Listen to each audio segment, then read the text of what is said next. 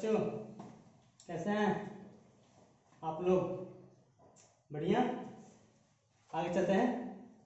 Lesson आपका chapter 3 पिछला class में जहाँ तक आप पढ़े थे उसके बाद, ठीक है।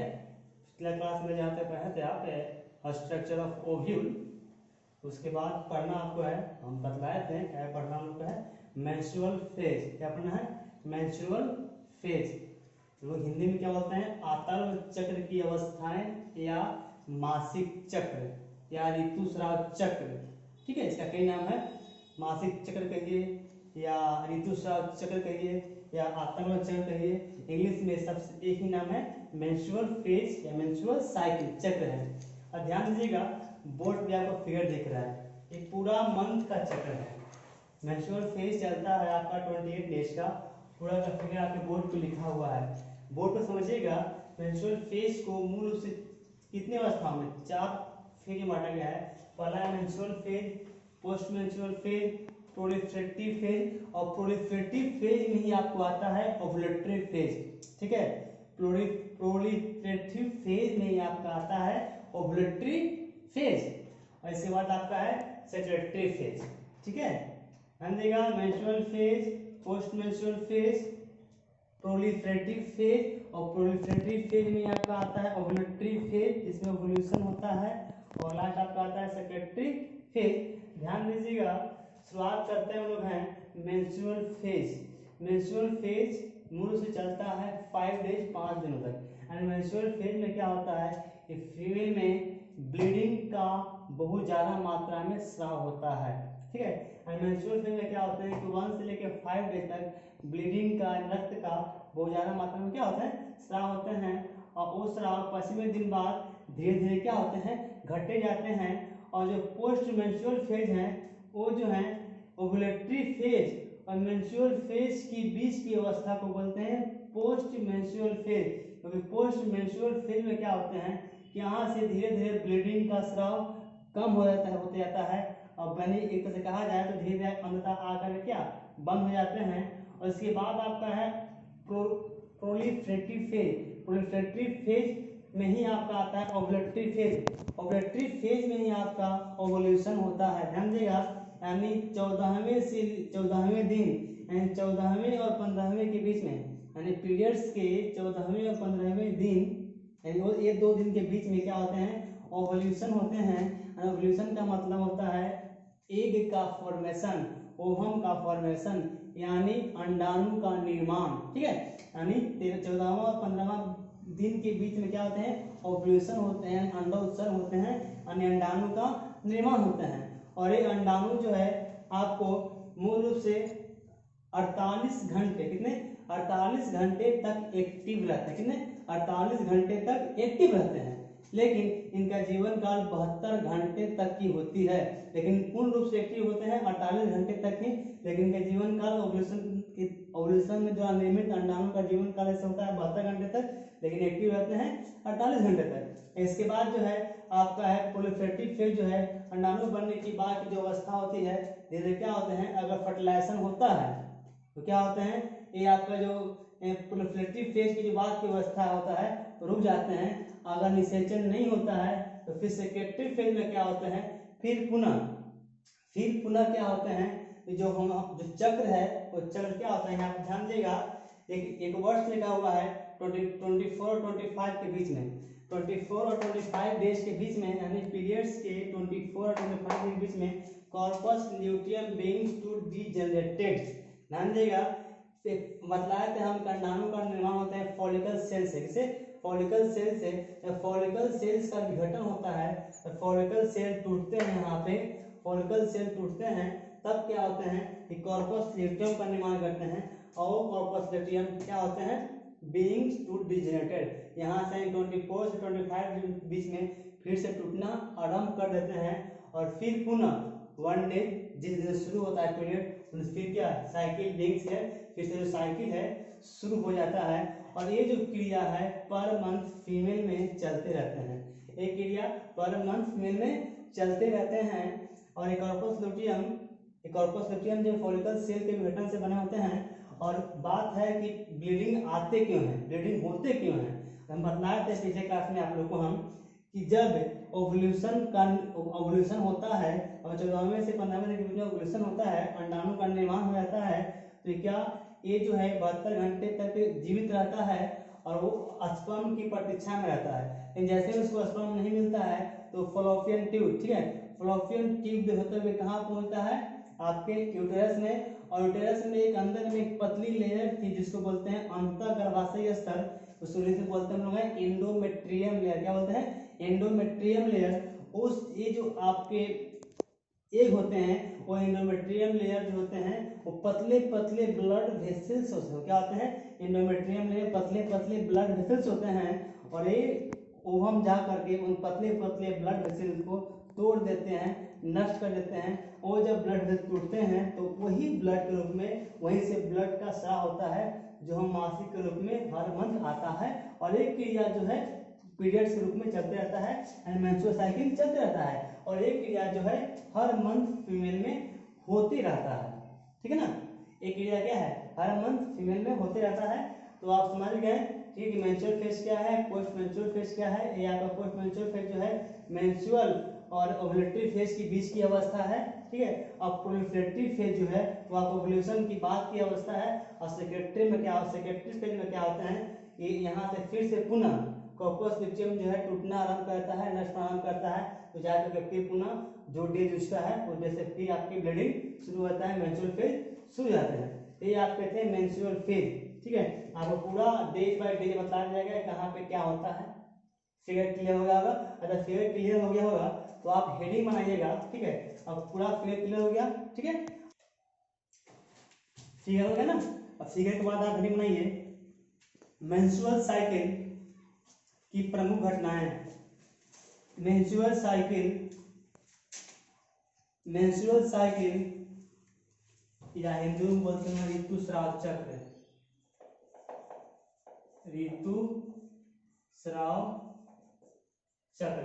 ऋतुस्राव चक्र यानी मेंस्ट्रुअल साइकिल या ऋतुस्राव चक्र, मेंस्ट्रुअल साइकिल की प्रमुख घटनाएं।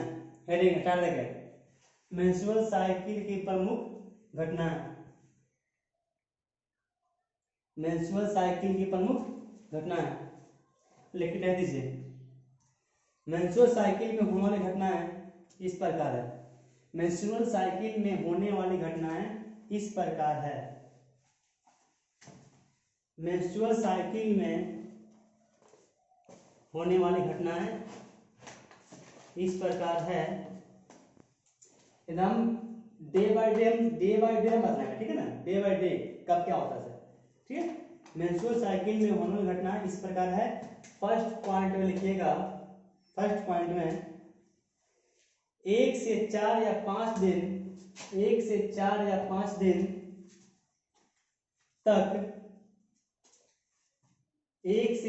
5 दिन तक मेंस्ट्रुएशन का होना। मेंस्ट्रुएशन मतलब रक्तस्राव, आतर्व चक्र, ऋतुस्राव चक्र, ठीक है। 1 से 4 या 5 दिन तक मेंस्ट्रुएशन का होना या ऋतुस्राव का होना या आतर्व का होना। सेकंड पॉइंट लिखिए, सेकंड पॉइंट 5 तक हो गया ना, तो 5 के बाद ना देखिए 5 से 13वें दिन तक, 5 से 13वें दिन तक, 5 से 13वें दिन तक ओवरीज में, अंडाशय में, ओवरीज यानी अंडाशय, ओवरीज में फॉलिकल्स का परिपक्वन, फॉलिकल सेल बतलाए थे, फॉलिकल सेल वही फॉलिकल्स F4LLICLA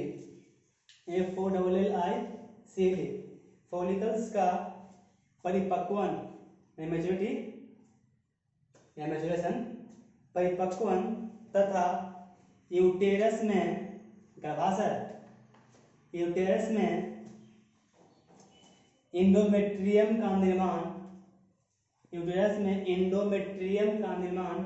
एंडोमेट्रियम का हिंदी होता है अंतःगर्भाशय। क्या होता है, अंतःगर्भाशय। एंडोमेट्रियम ENDOMETRIUM, एंडोमेट्रियम का निर्माण तथा मरम्मत, तथा मरम्मत। हम बताए थे कि जिस तरह टूटता है ना, जिस तरह ब्लीडिंग होता है, जो इनके एंडोमेट्रियम लेयर टूटते हैं तो फिर पुनः मरम्मत भी होते हैं। यानी इनमें खास गुण है कि ब्लड वेसल टूटते भी हैं, ब्लीडिंग होते हैं, फिर पुनः मरम्मत भी होते हैं। वही टूटते हैं, मरम्मत होते हैं, क्रिया चलते रहता है परमानेंट। ठीक है, वही मरम्मत मतलब रिपेयर, मतलब रिपेयरिंग, मरम्मत मतलब क्या, रिपेयरिंग, मरम्मत। थर्ड पॉइंट लिखेगा, थर्ड पॉइंट 14वें दिन ओवोल्यूशन। यहाँ पे 14वें दिन ओवोल्यूशन, 14वें दिन ओवोल्यूशन। चौथा पॉइंट लिखे 15वें से 16वें दिन तक, 15वें से 16वें दिन तक हम बताए थे जैसे ही 14वां दिन ओवोल्यूशन होता है तो ओवोल्यूशन माने अंडाणु बनता है फॉलिकल सेल से। उसके बाद क्या होता है, फॉलिकल सेल टूट करके कॉर्पस ल्यूटियम नामक पदार्थ का निर्माण करता है। ठीक है, देखिए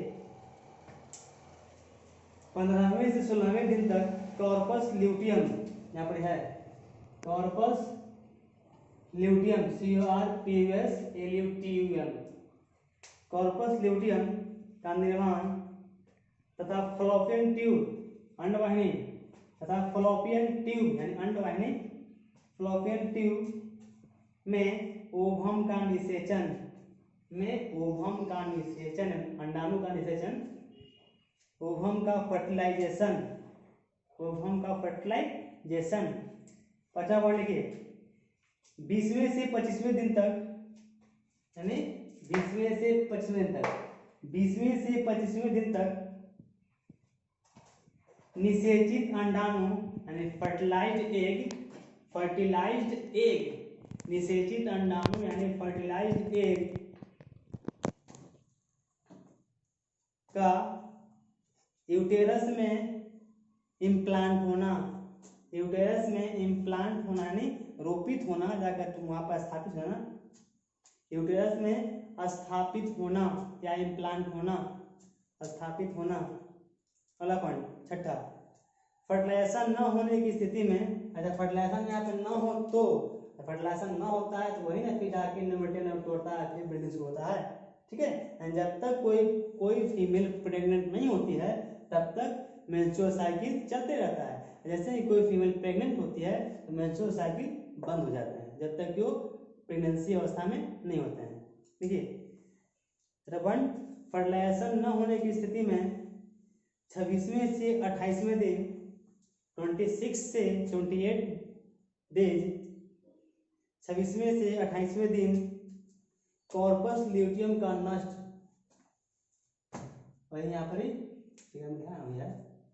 आगे बचाता है, कॉर्पस ल्यूटियम का 26वें से 28वें दिन कॉर्पस ल्यूटियम का नष्ट होना तथा मेंस्ट्रुअल साइकिल का प्रारंभ होना, कॉर्पस ल्यूटियम का नष्ट होना तथा मेंस्ट्रुअल साइकिल का प्रारंभ होना, मेंस्ट्रुअल साइकिल का प्रारंभ होना। क्लियर हो गया। एक क्रिया जो है पर मंथ चलते रहता है, एक क्रिया फीमेल में क्या होता है, पर मंथ चलते रहता है। ठीक है, अब नया हेडिंग बनाइए, फिगर प्योरली डिटेल्स में जाएंगे फिगर को हम। नया हेडिंग मेंस्ट्रुअल साइकिल की अवस्थाएं, वही अथर्व चक्र की अवस्थाएं, मेंस्ट्रुअल साइकिल की अवस्थाएं यानी मेंस्ट्रुअल फेज या अथर्व चक्र की अवस्थाएं। हेडिंग बनाइए मेंस्ट्रुअल साइकिल की अवस्थाएं। इसमें पहला पॉइंट बनाइए मेंस्ट्रुअल फेज, पहला नंबर लिखिए मेंस्ट्रुअल फेज और लिख के दे दीजिए। यह अवस्था लगभग बताए थे 1 से 5 तक, यह अवस्था लगभग 1 से 5 दिन तक रहता है, यह अवस्था लगभग 1 से 5 दिन तक रहता है। इसके अंतर्गत यूटेरस का एंडोमेट्रियम का स्पंजी लेयर, स्पंज जो लेयर होता है स्पंज की तरह होता है, एकदम मोटा गद्दनुमा। ठीक है, एंडोमेट्रियम का स्पंजी लेयर टूट कर गिर जाता है, वही होता है ब्लीडिंग, टूट कर गिर जाता है। एंडोमेट्रियम में उपस्थित ब्लड वेसल्स, रक्त वाहिनियां, नसें, इंडोमेट्रियम में उपस्थित ब्लड वेसल्स, रक्त वाहिनियां, रक्त नलियां, इंडोमेट्रियम में उपस्थित ब्लड वेसल्स तथा ग्लैंड्स, ग्रंथियां तथा ग्लैंड्स भी टूट जाते हैं, ग्लैंड्स भी टूट जाते हैं। इसके साथ ही जो ये क्या है, फर्टिलाइज तो नहीं हुआ था ना, वो डीजेनरेटेड है, खराब है। इसके साथ ही डीजेनरेटेड एग यानी नष्ट हुआ अंडा, इन्हें क्या बोलते हैं, नष्ट हुआ अंडा। डीजेनरेटेड एग ब्लड के साथ सर्विक्स से होता हुआ, ब्लड के साथ सर्विक्स से होता हुआ, सर्विक्स यानी ग्रीवा, सर्विक्स से होता हुआ वेजाइनल कैनाल यानी योनि द्वार, वेजाइनल कैनाल में प्रवेश करता है तथा वेजाइनल ऑरिफिस, योनिमुख तथा वेजाइनल ऑरिफिस के द्वारा निकल जाता है, ये था आपका मेंस्ट्रुअल फेज, 5 दिनों की घटना। ठीक है, अब सेकेंड लिखिए। सेकेंड में आप यहाँ आ जाइए, प्रोलिफरेटिव फेज। क्या सुनिए, प्रोलिफरेटिव फेज या दोनों की बात है। प्रोलिफरेटिव फेज और पोस्ट मेंस्ट्रुअल फेज दोनों के साथ में है। प्रोलिफरेटिव फेज और पोस्ट मेंस्ट्रुअल फेज या पोस्ट मेंस्ट्रुअल फेज और प्रोलिफरेटिव फेज। सेकेंड में लिखिए दोनों साथ में, प्रोलिफरेटिव फेज और पोस्ट मेंस्ट्रुअल फेज। हो गया, दे दीजिए। यह अवस्था मेंस्ट्रुअल साइकिल तथा ओवुलेशन के बीच में होता है, अंडाणु निर्माण के बीच में। मेंस्ट्रुअल साइकिल तो यहीं तक हुआ ना, 5 तकला, और अंडाणु निर्माण यहाँ हुआ, तो इसके बीच में हो रहा है। यह अवस्था मेंस्ट्रुअल साइकिल तथा ओवुलेशन के बीच में होता है। यह लगभग 6ठा से 13वें दिन तक होता है, 6ठा से 13वें दिन तक होता है, 6ठा से 13वें दिन तक होता है। इस अवधि में निम्नलिखित प्रकार की क्रियाएं होती है। इस बीच में, इस अवधि में निम्नलिखित प्रकार की क्रियाएं होती है, निम्नलिखित प्रकार की क्रियाएं होती है। इसमें ए नंबर में लिखिएगा, ए नंबर दीजिए या रोमन अंक में एक दीजिए, कोई दीजिए नंबर, एक पॉइंट।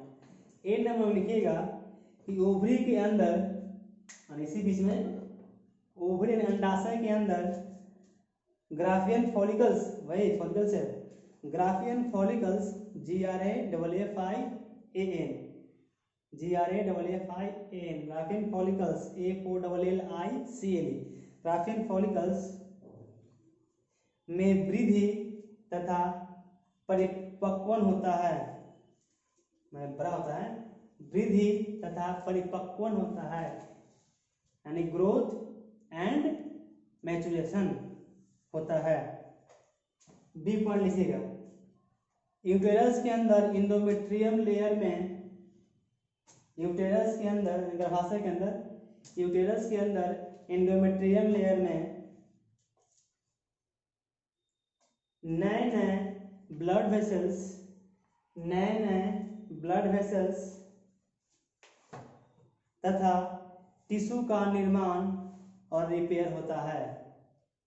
नए ब्लड वेसल्स तथा टिश्यू का निर्माण और मरम्मत होता है, टिश्यू का फॉर्मेशन एंड रिपेयर होता है, निर्माण और मरम्मत होता है। सी में लिखिएगा। इंडोमेट्रियम में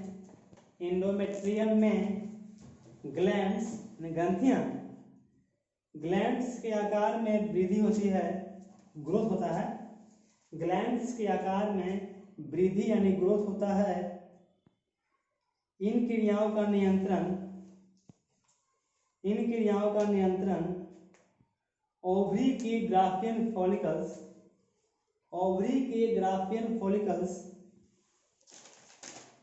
फॉलिकल्स सेल के द्वारा स्रावित, ओवरी के ग्राफियन फॉलिकल्स सेल के द्वारा स्रावित हार्मोन यानी ग्राफिन फॉलिकल सेल के द्वारा एक हार्मोन स्रावित होते हैं, ठीक है।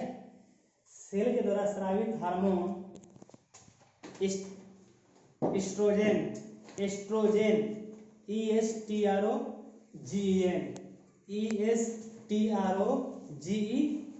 एस्ट्रोजन के द्वारा नियंत्रित होते हैं, एस्ट्रोजन के द्वारा नियंत्रित होते हैं। एस्ट्रोजन का स्राव एस्ट्रोजन का स्राव का नियंत्रण कंट्रोल, एस्ट्रोजन के स्राव का नियंत्रण पिट्यूटरी ग्लैंड यानी पीयूष ग्रंथि, पिट्यूटरी ग्लैंड यानी पीयूष ग्रंथि के अग्रभाग मतलब अगले सिरा फ्रंट अग्रभाग से स्रावित FSH, ये सब हार्मोन कुछ पहले हम बता चुके हैं। FSH follicle stimulating hormone FSH द्वारा किया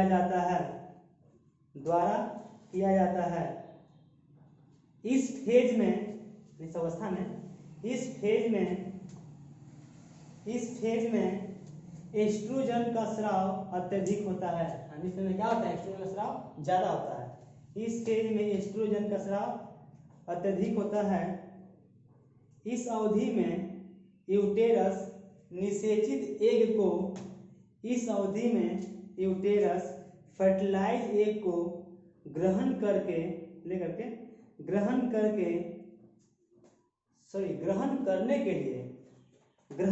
के लिए तथा उसके पूर्ण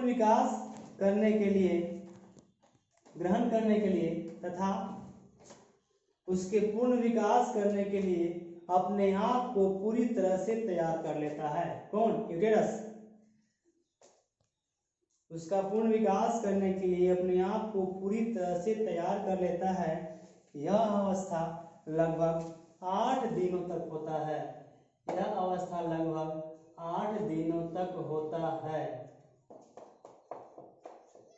हो गया ना, 6 से 13 8 हुआ ना, 8 दिन। यह अवस्था लगभग 8 दिनों तक का होता है। हम बताए थे किसी में यहाँ पे एक है ओवुलेटरी फेज, तो थर्ड नंबर में लिखिए, थर्ड नंबर में ओवुलेटरी फेज, OVULATRY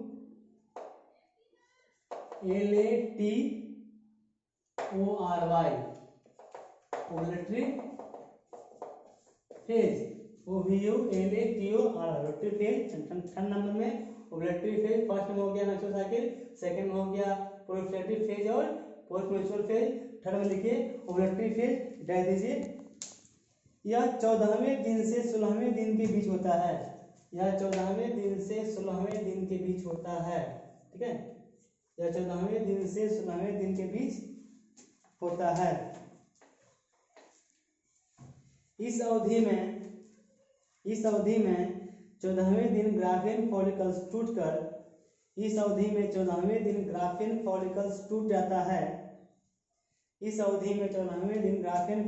टूट जाता है। और बॉडी कैविटी देहगुहा बॉडी कैविटी में ओवम विमुक्त हो जाता है, अंडाणु ओवम विमुक्त हो जाता है। इस घटना को ओवुलेशन कहते हैं। विमुक्त मतलब क्या, बाहर निकल गया, और जब अंडा बन के बाहर निकल गया ओवुलेशन मतलब क्या, ओवुलेशन हो गया। इस घटना को ओवुलेशन कहते हैं। बॉडी कैविटी में ओवम विमुक्त हो जाता है, इस घटना को ओवुलेशन कहते हैं। ओवुलेशन का मतलब होता है अंडो उत्सर्ग यानी अंडाणु का निर्माण। पारा कीजिएगा। ओवुलेशन के बाद यानी अंडाणु बनने के बाद, ओवुलेशन के बाद फॉलिकल्स की परिपक्वता, फॉलिकल्स की परिपक्वता मैच्योरिटी, परिपक्वता और ओवुलेशन को LH हार्मोन यानी ल्यूटिनाइजिंग हार्मोन पहले बताना है,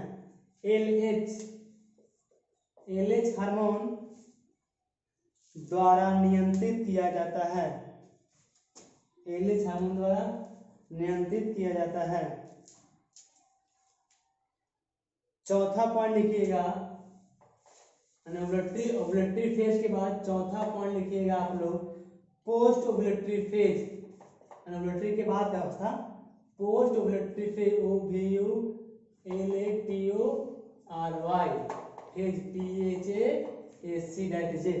पोस्ट ओवुलेटरी फेज लिख के डाल दीजिए। यह अवस्था 15वें दिन से लेकर 28वें दिन तक चलता है। यह अवस्था 15वें दिन से लेकर 28वें दिन तक चलता है। माने पोस्ट ओवुलेटरी फेज में आता है सेकेंडरी फेज। यह अवस्था 15वें दिन से लेकर 28वें दिन तक चलता है। यह अवस्था ओवुलेटरी फेज तथा मेंस्ट्रुअल फेज के बीच की अवस्था है। यह अवस्था ओवुलेटरी फेज तथा मेंस्ट्रुअल फेज के बीच की अवस्था है। इस अवधि में टूटे हुए फॉलिकल्स इस अवधि में टूटे हुए फॉलिकल्स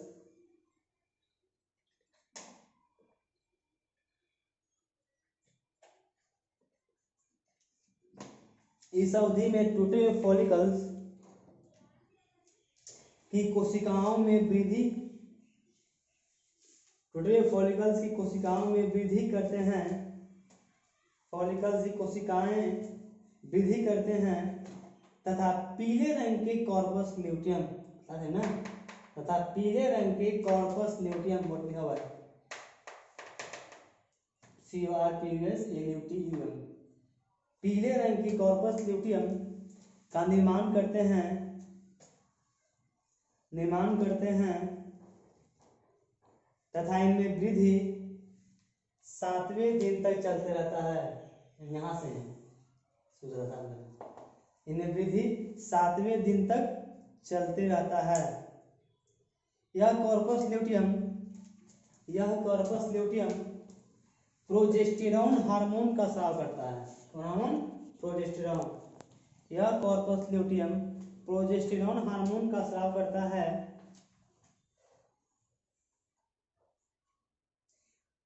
प्रोजेस्टेरॉन हार्मोन के स्राव का नियंत्रण एलएच द्वारा होता है। प्रोजेस्टेरॉन हार्मोन के स्राव का नियंत्रण एलएच द्वारा होता है। अगर फर्टिलाइजेशन नहीं होता है तब कॉर्पस ल्यूटियम विघटित होकर कॉर्पस ल्यूटियम विघटित होकर एक सफेद पदार्थ में परिवर्तित हो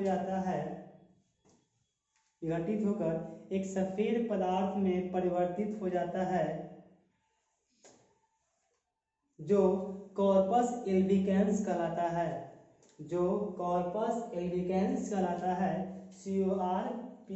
corpus albicans ALBICANS corpus albicans कहलाता है।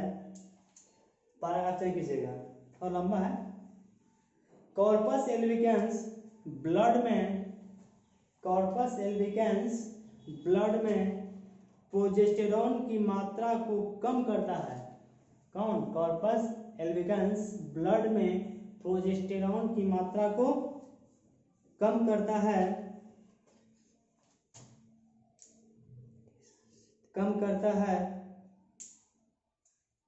इस स्थिति में यूटेरस अनफर्टिलाइज्ड एग यानी अनिषेचित अंडाणु अनफर्टिलाइज्ड एग को शरीर से बाहर निकालने के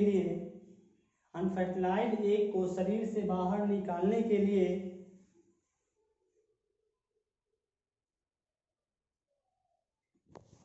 तात्पर्य हो जाता है। अगर फर्टिलाइजेशन क्या शरीर से बाहर कब निकलता है? जब फर्टिलाइजेशन नहीं होता है तब। अब जानेंगे कि फर्टिलाइजेशन होने के बाद क्या। देखिए, अगर फर्टिलाइजेशन होता है तब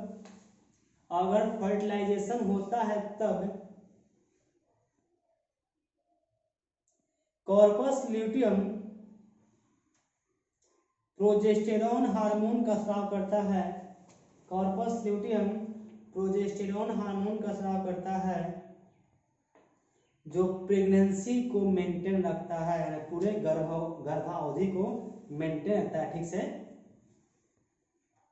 जो प्रेगनेंसी को मेंटेन रखता है जब तक बेबी का डिलीवरी नहीं हो जाता है, यानी प्रोजेस्टेरोन हार्मोन तब तक मेंटेन रखता है जब तक माने कोई भी फीमेल बच्चे को जन्म नहीं देती है तब तक, ठीक है। प्रेगनेंसी को मेंटेन रखता है जब तक बेबी का डिलीवरी नहीं हो जाता है, तब तक मेंस्ट्रुअल साइकिल को बंद रखता है। कौन? Progesterone hormone. तब तक मेंस्ट्रुअल साइकिल को बंद रहता है। तो क्वेश्चन पूछता है कि प्रेगनेंसी के समय कौन से हार्मोन का स्राव होता है? तो प्रोजेस्टेरोन का, ठीक है। मेंस्ट्रुअल साइकिल को बंद रखता है और बेबी के डिलीवरी के बाद पुनः मेंस्ट्रुअल साइकिल शुरू हो जाता है। जैसे डिलीवरी होता है फीमेल का, मेंस्ट्रुअल साइकिल फिर से अपना चक्र में शुरू रहता है। मेंस्ट्रुअल साइकिल शुरू हो जाता है। यह मेंस्ट्रुअल साइकिल का सबसे अंतिम अवस्था है। यह मेंस्ट्रुअल साइकिल का सबसे अंतिम अवस्था है। क्लियर है ना? यह क्या है? मेंस्ट्रुअल साइकिल का सबसे अंतिम अवस्था है। पूरा फिगर हो गया कंप्लीट ना? क्लियर हो गया? क्लियर है? क्लियर ना?